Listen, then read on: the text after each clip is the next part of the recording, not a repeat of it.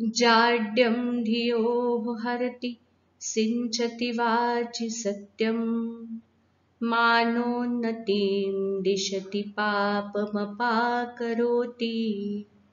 चेतप्रसादयति दिक्षु तनोति कीर्तिं सत्सङ्गति कथय किं न करोति पुंसाम्.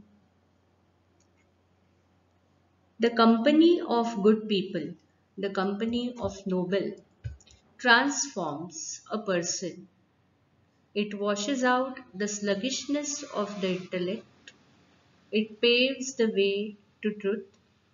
It raises self-esteem. It drifts away a person from evil deeds.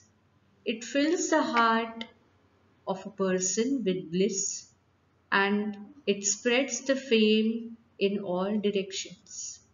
What more remains to be done now? What does the company of noble does not do for a man?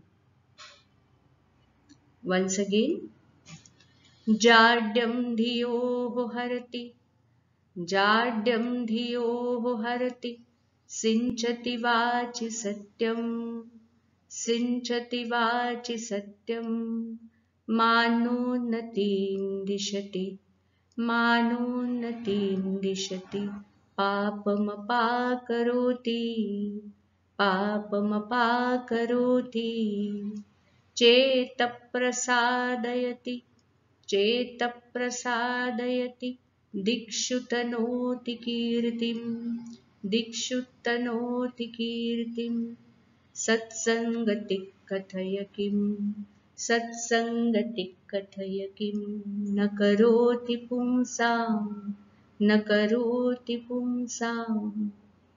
The whole together again. जाड्यं धियोः हरति सिञ्चति वाचि सत्यं, मानोन्नतिं दिशति पापमपाकरोति,